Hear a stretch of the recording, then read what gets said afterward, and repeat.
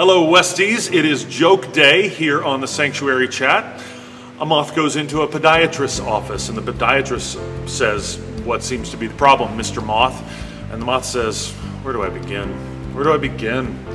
I go to work for Gregory Olinovich, and I work all day long, and honestly, I don't even know what I'm doing anymore. I don't know if Gregory Olinovich knows. He only knows that he's got power over me, and that seems to bring him some sort of happiness. I don't know. I wake up in a malaise and I walk here and there all night long. Sometimes I wake up and I turn to some old lady in my bed that's on my arm. It's a lady that I once loved, Doc. I don't know where to turn. My youngest, Alexandria, she fell in the cold of last year, the cold that took her down as it did many of us. My other boy, this is the hardest pill to swallow, Doc. My other boy, Gregorio, I no longer love him. I no longer love him. As much as it pains me to say, when I look in his eyes, all I see is the same cowardice that I catch in the mirror of my own face.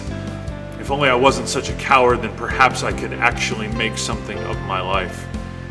Doc, sometimes I feel like a spider, even though I'm a moth, just barely hanging onto my web with an everlasting fire underneath me. I'm not feeling good.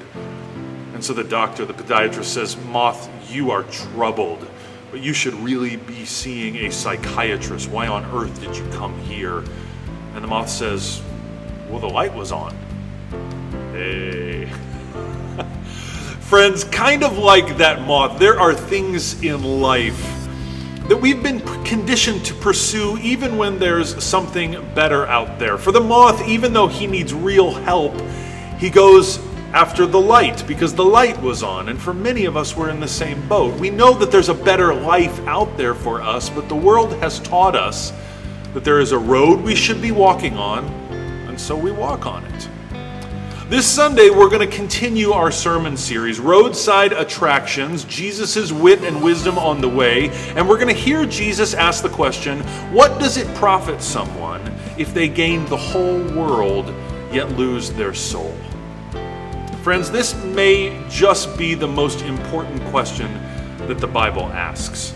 I look forward to seeing you on Sunday so we can figure out the answer together. Peace be with you.